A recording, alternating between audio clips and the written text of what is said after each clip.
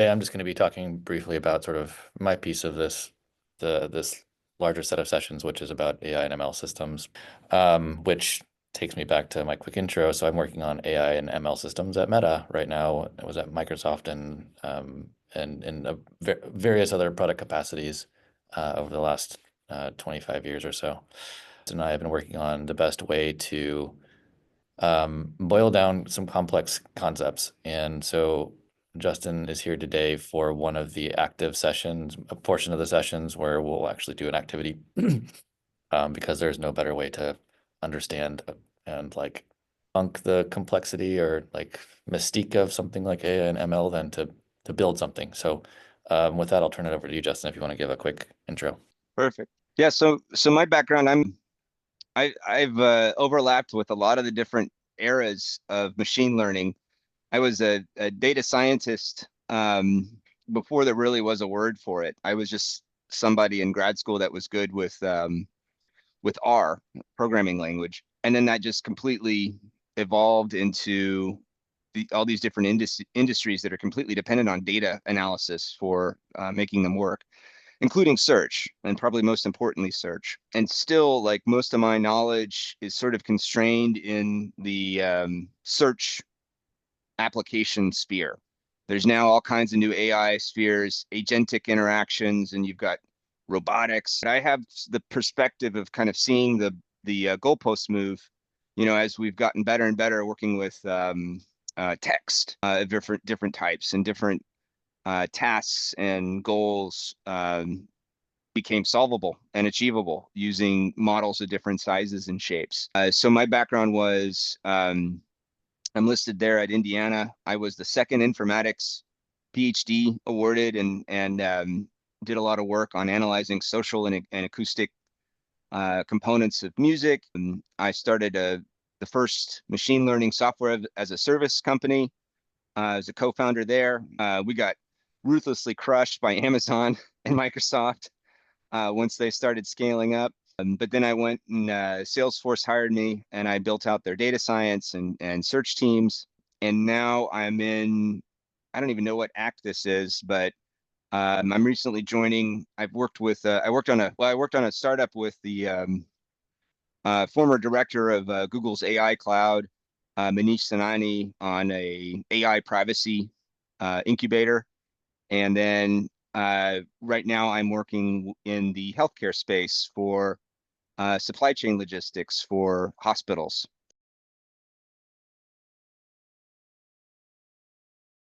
I'll just say the total tangential side note, like Mm-hmm. the fact that we've gotten pretty good at this means that spam doesn't even like exist for most users anymore. At least it exists, but just in some completely different experience in some folder that's hidden. But my uh my most favorite recent application of this is the fact that I now see spam on my phone when I get calls from junk callers, and that makes me so happy. So yay to continue to grow the technology. Yeah, I think that's the amazing thing about certain aspects of AI is that it can reach those conclusions without even really having a full language model to understand what's going on. So that's more or less what we're going to be doing here in pieces, is defining a model that helps filter out certain types of language, and that's defined by how the model understands it. So conventional project, whenever you're kicking something off, you need to define the problem scope, like what type of spam needs to be detected. So Paul mentioned, phone messages.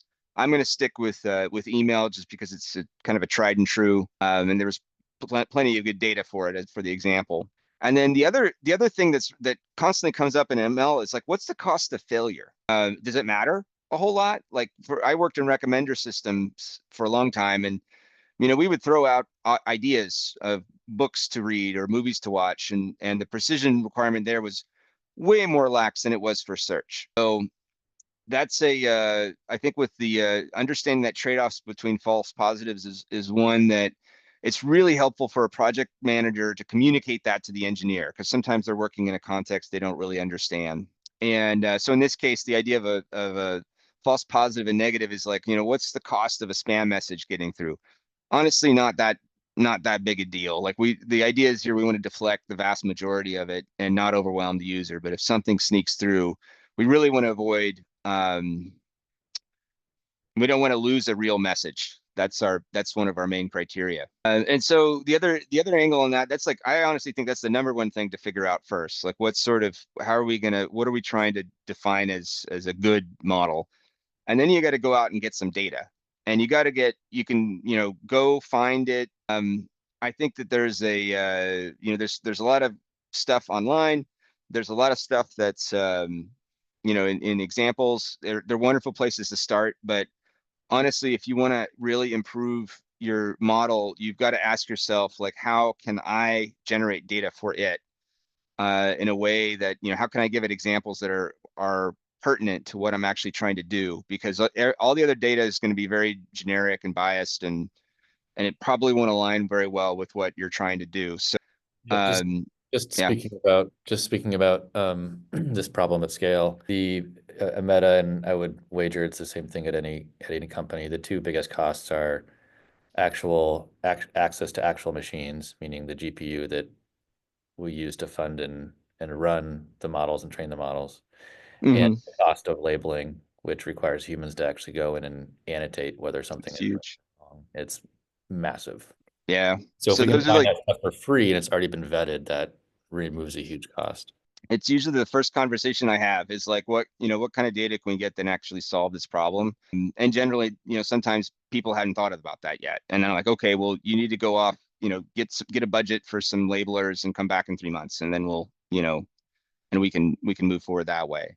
But you really need good data, and there's always a huge amount that involves cleaning. So luckily you guys are going to have other people to deal with this, but it's just, I'm throwing this out there. This is sort of the reality of getting a project going. Justin, question Mhm. on false positive and false negatives. As you're developing that for the model, are you able to develop those separately or are those two interlinked? So, like in the case of determining whether a tolerance level for a false positive on the emails, like is that one and the same thing or is it possible to split those out? Well, it's not really possible because the model's making a binary choice. So by definition, Hmm. anything you're tuning on the interior of the model, ultimately it's affecting one of those outcomes. So you're never going to be able Hmm. to separate them cleanly. Although, I think what you're getting at though is a good notion, and it's a little, and I should give it more credit. I do think it's good to pull out, um, positive examples, especially known positive examples, because a lot of modeling is basically I would call like a needle in the haystack type of situation. You don't know the vast oceans of negatives, but you have a couple of these things that you're looking for.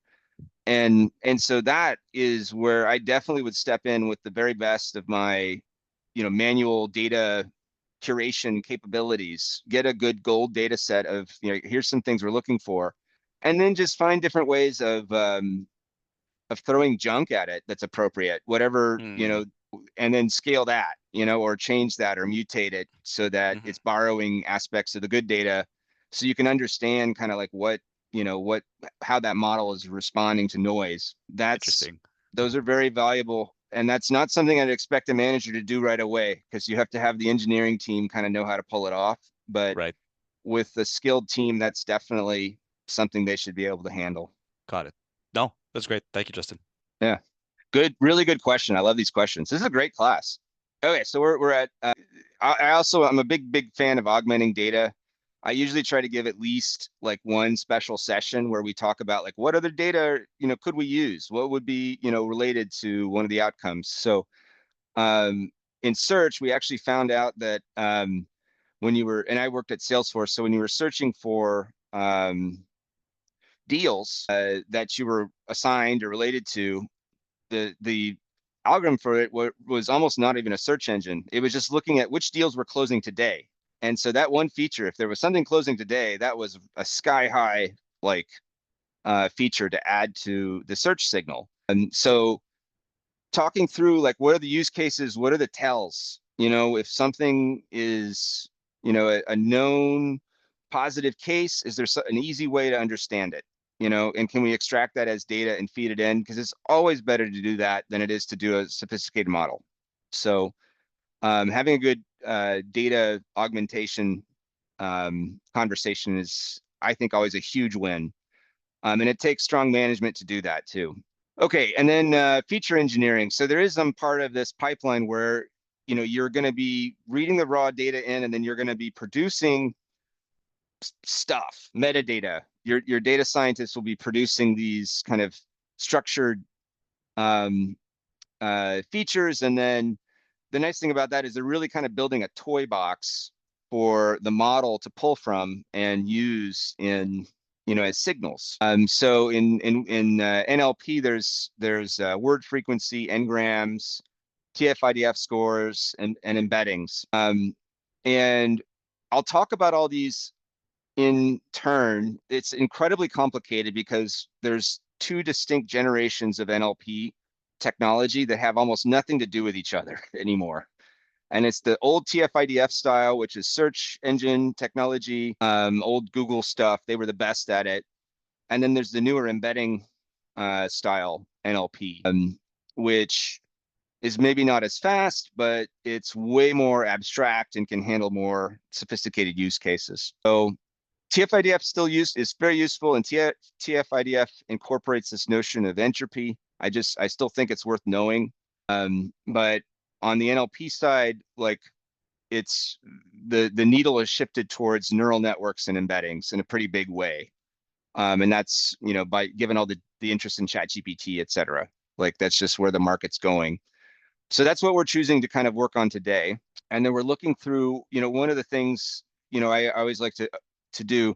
Let's handle the Santi, do you want to go ahead and ask a question? Oh, yeah. Regarding the TF-IDF scores, how do you establish that for messages in general? Because I assume that, well, one, just wanted to check my understanding that TF-IDF is you're trying to determine how important a word is relative to the rest of other words, correct? Mm-hmm. And so if you're doing that in the context of spam versus other words in other emails, like how would you technically do that? Get a whole bunch of emails and get a bunch of spam emails essentially and figure out like what are the common words that come out in a spam email and compare that to actual emails? Yeah, and this is a really great historic rabbit hole, and I'll try Sorry. not to go too deep, but it's a wonderful question because it really illustrates the difference in generational approaches. So coming back to spam emails, one of the things that spammers were doing back in my day, was they were changing the spelling of words to try to make it look like um, different words, but visually you could kind of read it. But they would use different languages, and I don't know, all these crazy tricks that they did because um, there was this sort of escalation between spammers and modelers. And one of the things the modelers were doing was just doing some simpler filters with keywords, like, Huh. so they were dodging those. So the simple keyword spam filter approach worked for a while, but then they started adapting and using weird words that were spelled weird, but looked normal. And so the that's when TF-IDF came in, because TF has this term frequency, which is sort of a keyword. That's the keyword based aspect of it. Like how many times does this term appear in a document? The IDF component of TF-IDF is how rare is that term outside of this document? How many other documents do I have with this in there? And what was happening was spam, you'd come up with a funky spelling that would never get used anywhere else except in spam. So on its own, it was like, it would just be this noise word. And so the Interesting. model would be like, huh, I've never seen that one. And it turns out every time, I see this much weird stuff, like it's typically bad info. So that's kind of the trick the first batch of spam filters did. What we're doing is sort of like a slightly more sophisticated version of that. And it's not necessarily better, but it's more adaptable to other NLP tasks. And by that, I mean, it's Hmm. following the trend of general purpose transformers and embeddings kind of into the future where I think the industry is going. So I really highly intentional with what I picked, and I'm just telling it like it is. There's still uses for TF-IDF though, and it's well worth studying up on. And the key thing that I want all the engineers to know is information entropy. So great rabbit hole. Thanks for following me down and back up, because that is a big one. NLP is a complex beast, and it initially used all kinds of hacks to kind of get the job done. And now these models are becoming more and more like how we actually understand language, which I think is fascinating. So we talked about, yeah, these rule-based systems, classical machine learning models, and deep learning approaches, evaluating trade-offs. We'll talk, these are all the things you need to do starting off a project. And then finally, this is my favorite time, training. Okay, let's go. We're actually training this thing now. Let's see what it can do. There's a process there that has to be followed to make sure you're doing it, you're doing things fairly. And then over the course of that training run, you want to be gathering metrics and seeing how the model's doing. I need to be able to interpret those. And there's some basic statistical ones, precision, recall, F1 score, RUC, AUC. It's too many to cram into today. So I'm going to use the ones from this example, but this is definitely something it's really great to have managers understand these things, and then give them as an expectation of what they're expecting to see. If someone comes to me and says, hey, I need this to be at least like 98% accurate, I know what they mean. They know what they are expecting from me. And it's sort of like it's a much easier way to kind of make the rest of the decisions for the model selection. I would just like plus one that to use an obnoxious Microsoft term. But the first, years ago when I got into the ML space, the first thing that I got dropped into was a call about precision and recall, and I was like, I know what these things are, but oh my God. Hmm. And I was like, how do I make sense of this in product terms? What do I extract from this conversation to go to someone else who doesn't understand precision and recall at all and tell them that we're making a good decision? And so I'll add some links to some other documents on precision recall and F1, but I think it's really important to understand how to think about that from a decision-making framework perspective. Like, okay, great, I know what this stuff is, and looking at this, it looks very complicated, but at the end of the day, I need to also understand which one matters in this particular use case, because they can be used in different ways and referred to in different ways depending on the intended outcome or the intent of the product result, right? Yep.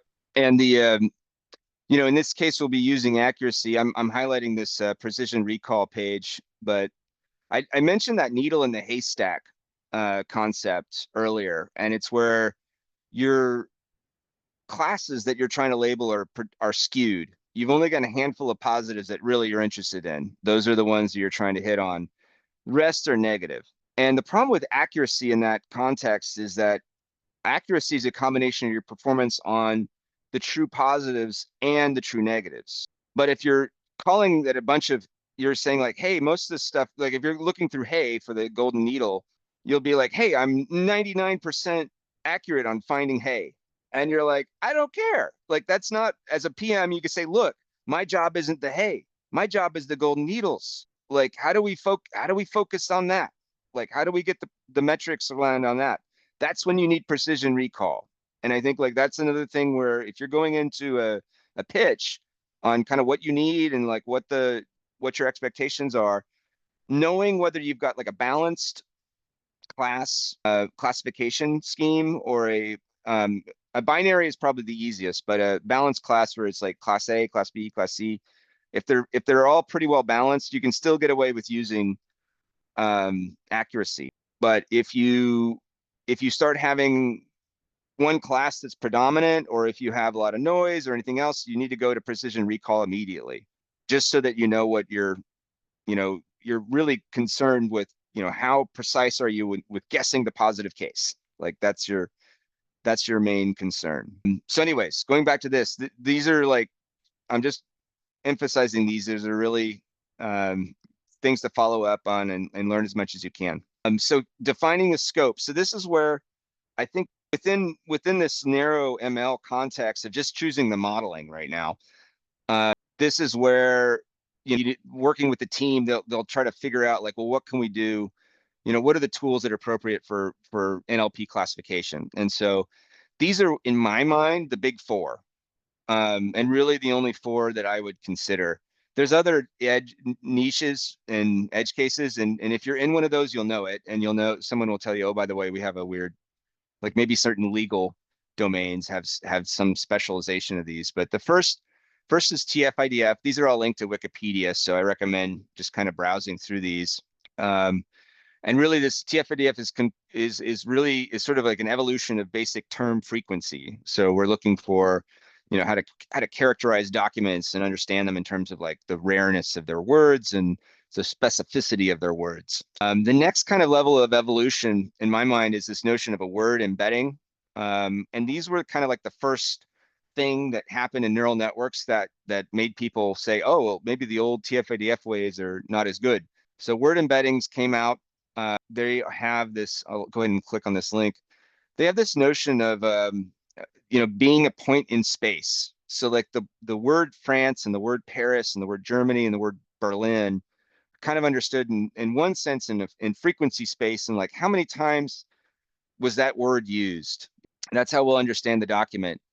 But the problem with that is if you understand like if you want to create like a quote unquote embedding from that, you would need to count for every word that was in your dictionary to understand the frequency and the rarity of that word.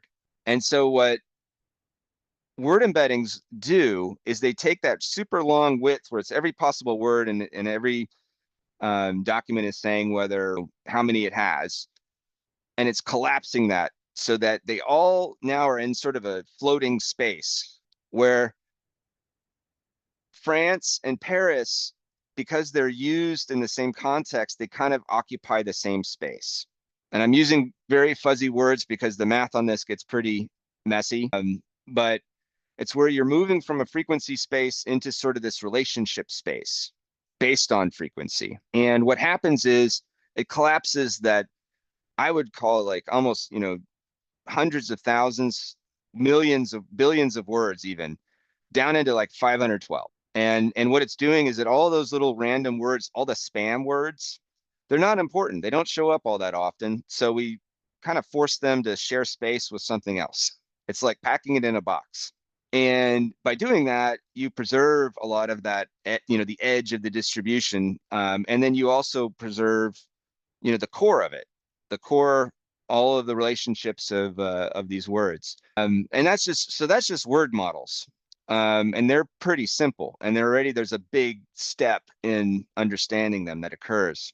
One interesting way to think about this too, just I think simplify in a situation where we're talking about like vectorization and we're talking about the frequency and nearness of words or proximity of words, like you can see how Paris at the very top of a document and Texas at the very bottom of a document might be referring to completely different places in the world. But then when you combine them together and talk about proximity, you're really talking about like Paris, Texas, the place. And so you start semantic understanding into model understanding. No, it's absolutely right.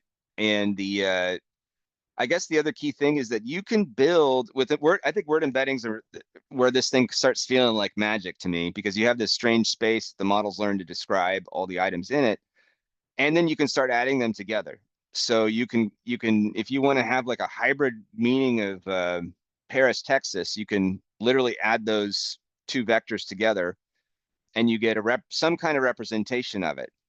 And it's pretty good. Like if you on this word embedding, they talk about the relationship between the word man and woman is very similar to the relationship between the word king and queen. There are those words are linked sort of in meaning in this space that it's learned to construct. So it's fascinating stuff, and it's actually extremely fast to encode. In many cases, this will be on par with TF-IDF. But once you move up to sentence embeddings, now you not only get the ability to, with word embeddings, you just basically have to concatenate all the vectors together and add them together into a new dimension and then use that. Turns out that starts to break down after about 6 or 7. I wouldn't want to concatenate more than 6 or 7 things together and expect it to have any nuanced meaning of that. For that, you need something called sentence embeddings. This is where the models start getting even more. There's another big evolutionary jump here in modeling, and then these are about 10 to 100 times slower than word embeddings, but still like machines started getting beefier, and we were able to calculate these. And what these can do is you can create embeddings from them, but they'll handle the capturing like complex semantic sentence structure. So a lot of the examples of this are these things are really good at handling things like irony or sarcasm or, very abstract semantic concepts. This can classify those because it understands them.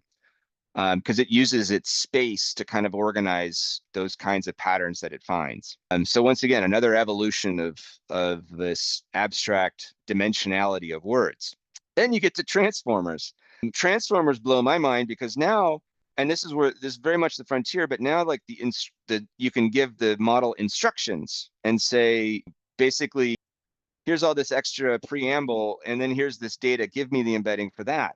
So now you can be very specific with how you instruct the model to understand a certain thing and to classify it or give you a better embedding, like on the fly for classification just by changing the prompt. Another big, huge jump and abstraction of what's going on all the way under the hood. But it's also I think of them as like levels, like knowing which model is appropriate at which level is critical, and it'll make you sound way more coherent and competent if you can say, oh no, we don't need something that big, like we need this because it's this kind of task. And for NLP, this is still not very well understood, I think. So I wanted to make sure to call that out. And I put together this little table. Let's see. While you're Mm-hmm. at the right drop-in point, the transformer piece, like a lot of times we defer to use of that specific type of embeddings as the precursor to the complexity that large language models would offer for things like images and video, I guess, but on the video side maybe less so. But being able to look at things with the context of multiple things combined together as opposed to just a line of text, right? You have multiple things in one space that you're trying to organize. So there were lots of arguments internally, at least on my end, like how is what large language models are offering better than what we can already do. Yeah. And I think the other, the angle with this is not necessarily to chase the biggest model you can throw at it, but just sort of understand what you can squeeze out of the smaller ones and what they could do, that people just didn't realize was possible. So, yeah, the transformer embeddings, though, I still feel like that is a hugely powerful new feature of humanity, and like people need to understand it the same way. I feel like it's just as important, if not more important, to understand than TF-IDF, for instance. So I'm giving this little table based because I do think like you need to understand the scaling effects moving from these different techniques, and just sort of giving an overview. And sorry, the formatting is getting a little with the limitations here, but there's TF-IDF. I have a better chart I want to show, but this just sort of gives, I'll let you kind of scan through this. There's this TF-IDF, then there's word vectors, and you can kind of see their TF-IDF is tiny. Word vectors start getting to 100 meg to a gig. The training data requirements go up. Sentence embeddings, now we're into 1 to 5 gigs, and we need 10 billion tokens at least. And then that's pretty much the max that a normal person could expect to train on their own machine. And then you get into small transformers. These are the kind of the GPT lights out there. This is where you can start giving instructions. Large transformers, these are the ones that OpenAI is trying to sell you. I want to shout out Llama here because I think it's awesome, and people should use it. It's a credit that is completely open and probably one of the most valuable things that's ever come free of charge, I would say, on the market right now. Just because these things, not only are they incredibly complicated to build, but then the data requirements for them are massive. But then they have all this context then that they've crushed down by building a word model and then a semantic model and then an instruction model full of context and crushing all that down, but still growing. And they've evolved new capabilities. And so this is where, like, I think this is really useful right now as a developer tool. Given that caveat at the beginning, I'll just be honest, ChatGPT created this table for me because I knew all the dates here, and I was just like, oh, give me the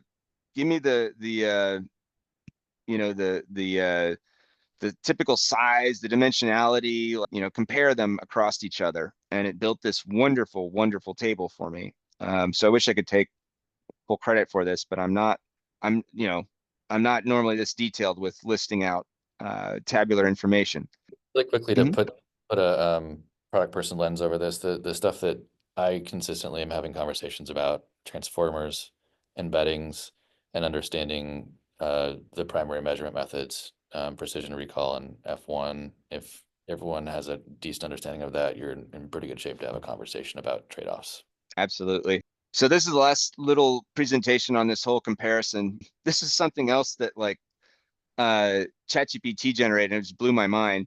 But I had it draw the growth in NLP model size by year and by capability in as an NLP task. And I've actually seen stuff like this before. And the fact that the model was able to, maybe it's cheating a little bit and maybe it's gathered some data from that, but the fact that it was able to nail this out of the gate was incredible to me. And basically what happens is that you have this nice table, TF-IDF, the year, the size, and then what you get basically at that era of NLP task, basic word importance, document classification. And you can see on this plot over here in 2000 when this comes out, it's tiny amount of data that it needs, and it actually can do some nice things. Like it's useful for search, like and it's way cheaper than the rest of these things. But these new techniques started coming. We're looking at two orders of magnitude, and now we get complex word relationships and analogies. So that's that whole king-queen relationship that follows, male-female relationship. Then you have BERT, and then BERT was sort of an evolution, and there was contextual representation and bidirectional understanding. This is sort of where you start seeing context emerge, but it wasn't until GPT-2 comes out that you've got this capability for better text generation. And then from there, this thing just starts to, that's when these GPUs usage just started to explode. And we're several orders of magnitude above where we were. The use cases are getting way more abstract. Towards the bottom, it's, GPT-4, absolutely massive size, but now we're, nuanced reasoning and multimodal understanding. Well, the thing might cost like a couple $1,000s to run just to solve a problem. So like you got to think in terms of like what kinds of problems are those, suitable for, and have a really good, explanation for why it's needed. But the rest of these, it's just like there's so many exciting things happening. And to me, this is almost like a frontier. There's still really valid use cases for modeling in each one of these niches, and you just sort of need to know which one to pick. So did the best I could with just sort of explaining what are the capabilities out there across the model size, how old is it, and how expensive can you expect it to run? And decomposing problems with this in mind, I think, is a real good trick to have. Hey, Justin, there's a question. Santi has a question. Oh yeah, thanks for calling it out. Oh, thanks, Go Charlie. ahead. Hi, me again. Justin, what I really would have wanted to probably bring this home for me is if there was a way to also map or probably have a third column that shows the gaps between the use cases that the earlier versions could solve versus the ones today. Like what I think of spam, right? Like you have your promotional messages, and then you have the fraud messages that's like soliciting money from you or wanting you to do something.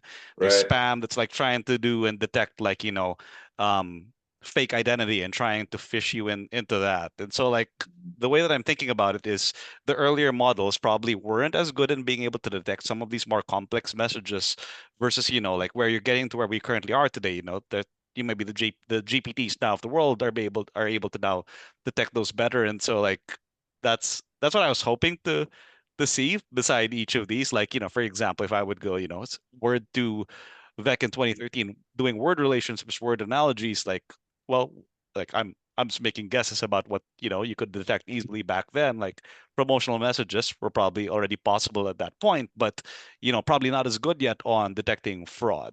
Mm-hmm. Yeah, I think it's a really good question. Like what kind of benefits did you gain? And Right. and exact use cases. So the I would probably say, you know, it's tough, and I think I think like at this point I just have to call out that we're in a massive hype cycle for AI. So Yeah. for me to nail down like exact product fix for this, you know, Hmm, I don't really think that we found them yet. Like I see. you know, I think that there's a lot of cool stuff out there, but I think some of it is going to be very exotic and only used in very exotic domains. Hmm. And we just sort of haven't figured out how to, you know, build an industry around that yet. But Hmm. it'll happen. But I mean, the costs are still vast. The electricity usages are vast. There's a lot of problems that have to get solved first. So Right. I want to bring this back to like, how do you set your understanding and you know, the understanding of capabilities? And I think in your mind, just saying like, you know, just down here in this lower left, like I think of like 2 or 3 different phases of modeling benefits where you could do something completely new. So I think this word to vec level is huge because it's sort of the first stop from TF-IDF. It has overhead, but it's extremely useful. GPT-2 is what we're using in this example. It brings sort of the sentence on, you know, semantic understanding. And then the GPT-3 class stuff, I use a lot in a technique called RAG, which is called retrieval augmented generation. And it's sort of right now the frontier of like best thing I think will best fit for an industry application. I see coming from there.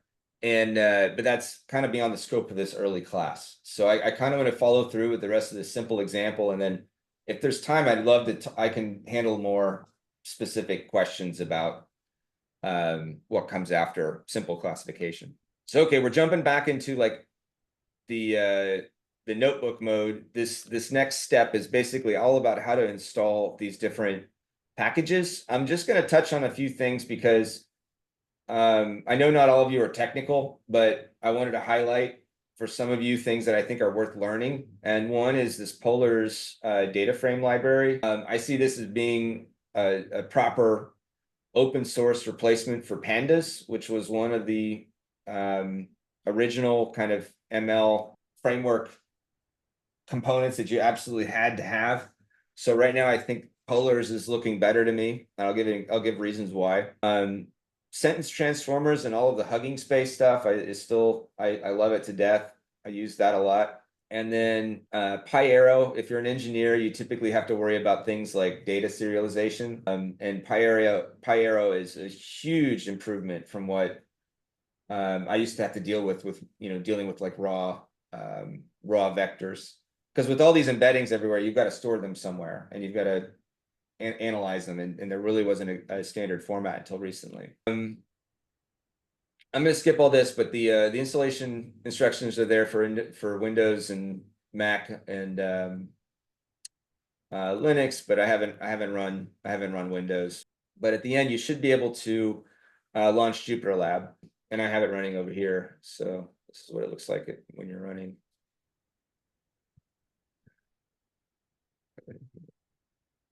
Yeah.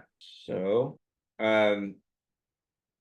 so the next step, you know, this is where you have data collection and processing. You need to pull everything you have together and build a training data set out of it. So in this case, I'm using a pre-existing spam CSV just to make it super easy to deal with.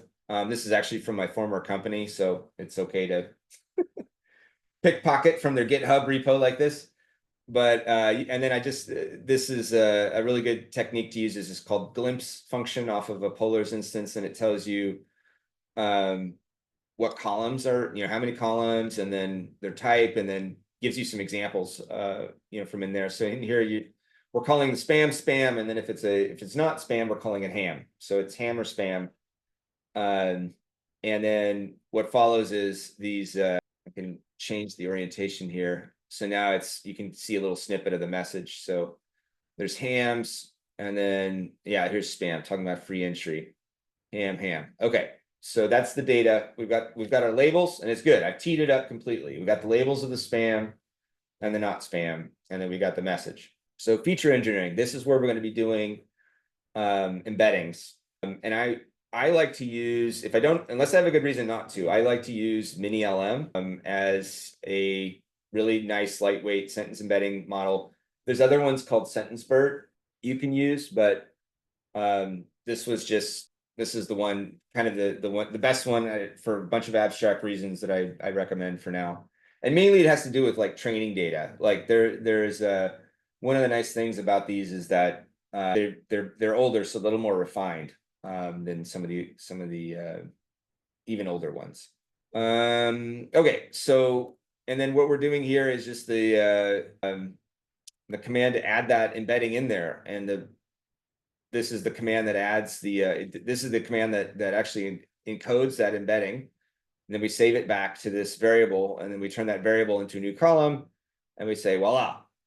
And here's why polars is great, because if you notice, message embeddings is actually an array type. So polars has this ability to put this complex multidimensional thing in a column and stack it next to your other normal, quote unquote, normal data. And from there you can do different comparisons. And so it's really, really useful. It saves you a ton of headache as an engineer, and it's worth jumping through the hoops of learning polars. Just for that alone. Chapter 5, and to boot, like polars is written in Rust, which is way more memory safe, and it's extreme. It's way faster as well. So just too many benefits to ignore there. And then we're on to model selection. We're just going to go with a really simple logistic regression, because one of the things I wanted to highlight is like the embedding alone carries a ton of data, like really useful data for doing a predictive task. And so sometimes you can just get those embeddings, and then if you can get some training data together for it, boom, like all of a sudden you got something really useful, and it's very lightweight. So what we're doing is we're creating this very simple logistic regression class as a neural network module from PyTorch, but this thing's just dead simple. One linear transform and one sigmoid transform. And if you know anything about logistic regression, that's it. It's linear regression with a sigmoid to fit it to a 1 to 0 range for true or false. So then we're stepping through training here, and this training cell is the longest one, and I'm going to try to do it justice to not get too bogged down. But there's 3 things that generally I always like to do a pre-flight check before a team moves forward. And one is, what's their criterion?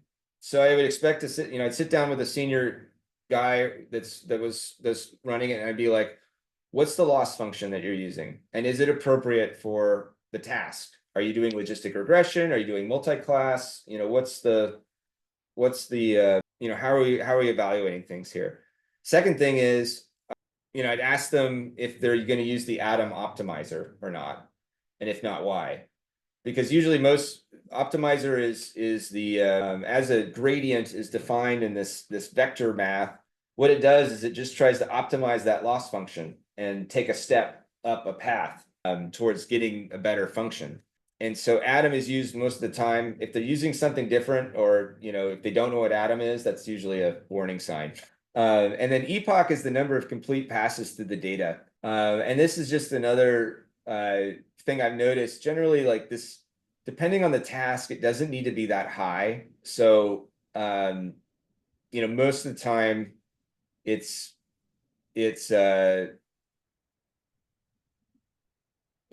hundreds usually of passes. But we're gonna go through an example here, and I'll tell you more about like why epoch matters and one of the problems, that time sinks of ML training. Hey, Justin, really quickly, 2 things. Time check. I think in 10 minutes we take a break, and then we can circle back in. And then I just have one more section at the end that's fairly short. But really quickly, before we get there, everyone I think is now like synonymizing training and models and all of these things with this idea of ML and AI. Training is the one that I think comes up most consistently, and people have like an abstract understanding of what's happening. But do you have a simple way just to explain like what's actually happening during the training phase of all of this that a product person could take away? Yeah, it's sort of like, we create a massive scorecard for the model based on the training data, and we give it. And what happens is, like, it's this big network, and it's passing data across all these layers. And what happens is, if it reaches a decision using its final sigmoid layer to true or false an output, if we say no, that's wrong during training, what happens is it sends kind of a negative signal all the way back to its root. It's called back propagation. And so it's basically us saying, like, no, that was wrong. And what it does is it penalizes all the layers before it that produce that output. So it's almost saying, whoa, let me go a different direction in like 512 dimensional space, say, or whatever the size is of the input. So it's got a lot of options. And so that one negative signal turns into a steering command. And what it does is it tries to find the gradient, how do I chase the good, using the data I have and keep improving myself. So that's that process. And, the complexity of different tasks and the complexity of the structure of the training data determines how long that takes, because it might need to, run through a forest, literally, and up and down a mountain, and then, across all kinds of use cases. But at the end, it knows, hey, I'm doing this well, and it's better than I did a week ago. So whatever I did, like, worked, and now I'm here, and now I'm hunting here and trying to find something better. I think of it as like 50 different paths to to a destination, and it keeps going and course correcting until it gets to a point where maybe there's 2 or 3 left, right? That may be decent. Yeah. And that from point A to B in the most in a relatively efficient way. Yeah. And I think, like, the other key intuition about training is that loss function is deeply intertwined with the optimizer, the criterion, rather. Your goal, you're basically telling it, chase that goal, and it's using this highly abstract space, but that's the direction it's going. And the loss function is key, because that's how you tell it it's being a good boy or girl. It's sort of like how you're praising it. But the evaluation metrics then are separate from that. They're related, but it's slightly different math. So you kind of need to see them all at once to form a picture of whether the model is doing something trustworthy. So I'll explain that. I'm going to skip the rest of this because it's honestly, like, I give plenty of comments, and it's just, step by step, going through the process of backward propagation, applying the criterion, and then taking a step, rinse and repeat. And then this block is every 10 epochs or so, I kept a holdout, and so I'm just going to evaluate over that holdout and see, and this time, instead of just capturing loss, now I'm going to capture what I care about, the accuracy. And so what I want to do is track all of that as training progresses. Holdout would be referring to a chunk of data that hasn't been impacted, and then you can compare that against data that has been impacted. That's absolutely right. I should have called that out more, because that's another critical thing. You want to take your data, divide out a little bit of it, and then through your training process, train the model, and then evaluate the model as it's training and on that holdout to see, how's it doing? Is it going in the right direction? Because these processes can take a while, and you don't want to wait until the end to learn that, hey, this thing's, dumber than a box of rocks. It's not actually doing anything useful. So a good team should be able to give you some sort of an epoch chart like this in progress, for a training run, that lasts more than 15 minutes, because I don't want to sit around and wait for something, that before I know. And so this training loop here does that. You don't need to copy it exactly, but hopefully you can see in here how I'm, creating a little data frame with all the metrics, appending them, and then, just turning it straight into a plot. So let's keep moving. Yeah. Sorry about that. So No. the last little thing here would be, what you want to read these, you want to look at the holdout accuracy. So here we're, at 0.9 or so, which is great. You'll see these two loss curves. One is for the training data itself. So that was the, the direction the model was going. And then this was the holdout loss. You want to make sure those look kind of the same. They should, usually the holdout loss is worse on data that the model hasn't seen. And then you want to just see how, make sure that the model is in fact getting better epoch after epoch. And in this case, it clearly is. You can see that loss dropping. Maybe at some point it's not like giving huge increases to accuracy, but it's still, things are still trending in a good direction. So one thing, does anyone see, like, what's the, like, if I handed this to you and say, hey, here's the best I can do, what would your question be? Like, what do you think? Does this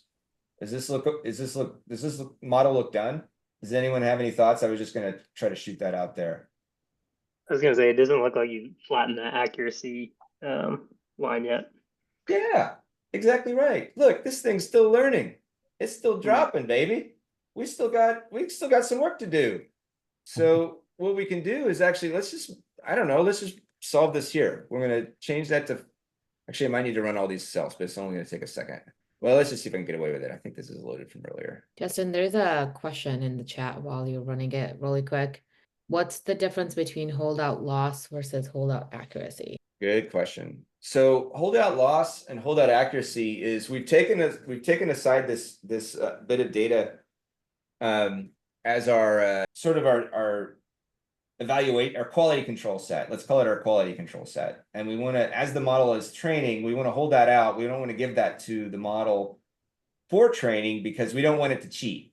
We don't want it to, we want to know specifically how it does on data it's never seen before. So whenever you're doing the holdout loss, what we're doing is we're calculating that same loss function against the holdout. And so what that means to the model is, and what that shows in the plot was basically, do these curves look the same? Is this learning the same on that holdout as it was on the actual training data?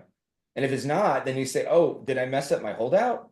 Like, why is this so completely different? And that happens sometimes. Sometimes you give it, like, there's something completely wrong that you've done, but you want them to be the same kind of shape, but you expect the holdout to be a little bit worse. So it's not dropping as much as from the actual training data, but that's sort of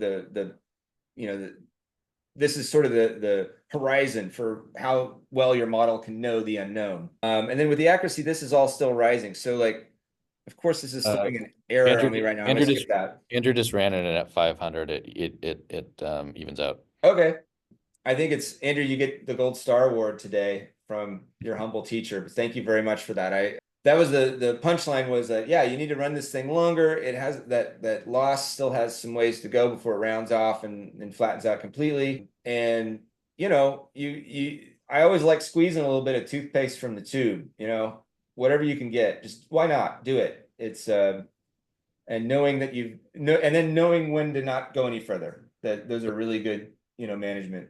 So Justin, taking a look at this and reapplying it back to how we think about the binary of spam versus not spam, what would the outcome be for a user in this scenario?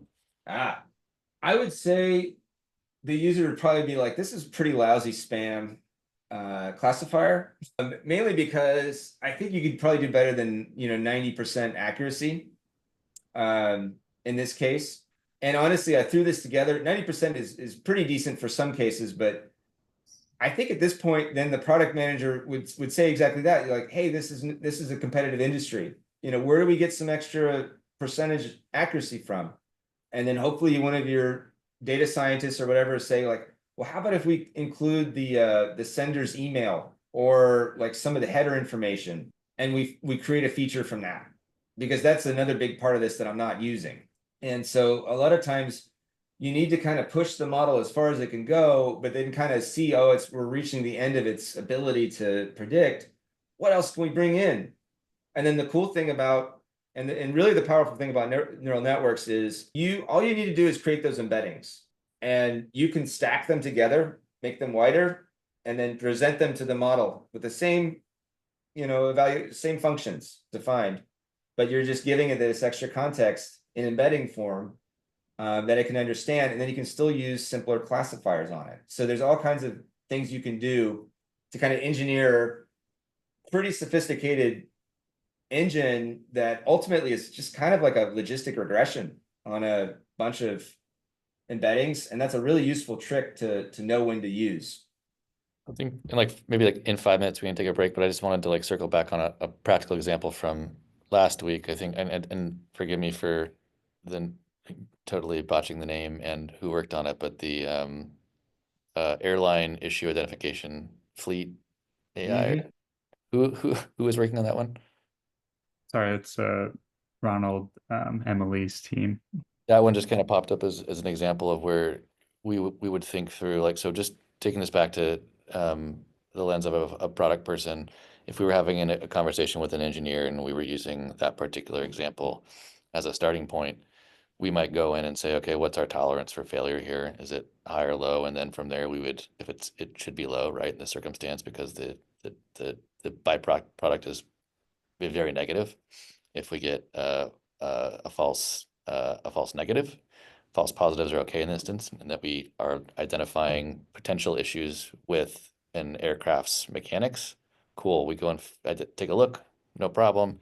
False negative is bad because we may miss something that could cause you know an airline disaster or something like that, right?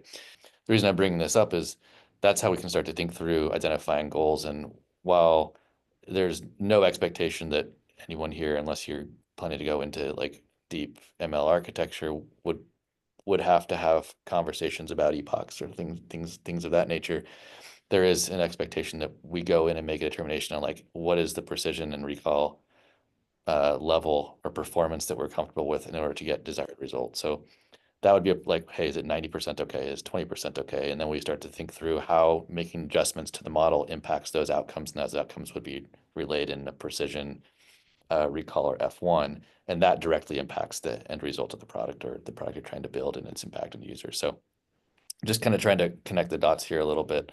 The key points I think are super relevant to the things that we do day in, day out as AI ML product people, but there is certainly, at least in my experience, not an expectation that you go in and build something like this from scratch to solve an actual problem that you're facing at work, right? Okay, I think just about break time. Justin, anything else that you wanted to add to cap it off? No, I'm a huge fan of good writing on this subject. So at the bottom here, there's a couple recommended readings. These are all folks that I think shoot for that same combination of kind of visual explanations through plots and charts and graphs and honestly better writing than what I've done here. But they go into really good detail on how to understand sort of and find your balance, so to speak, within probabilities and knowing how and when to use them. And I'm also a big visualization person, so these are just really nice for me to read. This is a guy by the name of Chris Olah, who I like a lot. And then Distill Pub is a whole like online journal for different types of neural network presentations, just because sometimes they are so complicated, they benefit from, really interesting visualizations. So these are all interesting to look at, and sometimes they'll teach you something about certain techniques that you didn't really understand well, but you see it visualized, and you're like, oh, okay, now I got it. This is full of stuff like that.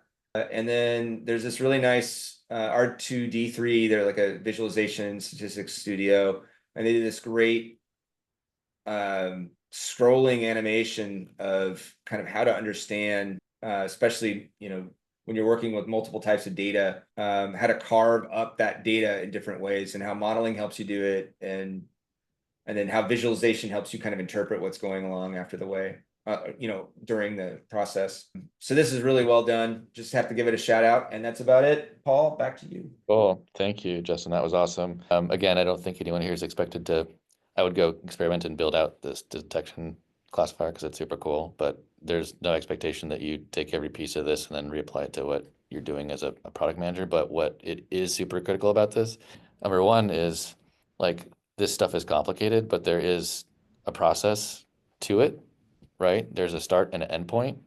And once you start to spend time in it, you realize that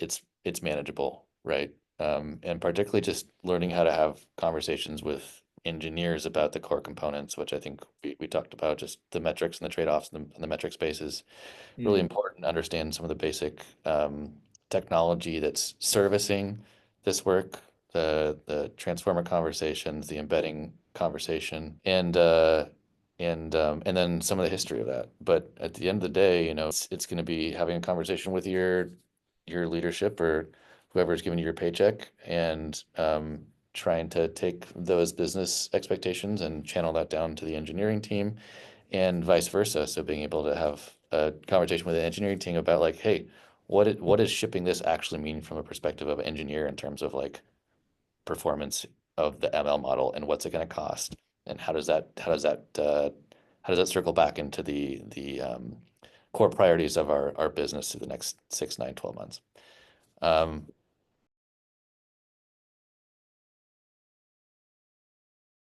That's all I have on deck. Anybody have any thoughts, questions, concerns? No, Okay. thank you so much, Paul and Justin, for the session. Like, I was actually very worried as Justin was getting into his explanation. I'm like, God, there's no way I'm going to be able to understand this. But, the material was actually really well crafted, I felt. So, no, thank you so much for both of your time. I thought it was amazing. Very Good. welcome. Thank you, guys. Glad it was Yeah, useful. That thank was you. a lot of fun. I will again send out some docs, and then I'm always available. I should be finally available in the course software sometime in the near future here. And if you haven't already connected with Justin, or would like to connect with Justin, I will work with him to get an appropriate contact. Cool. Thanks everyone. See ya. Thanks so Good much. evening. You Good guys. night.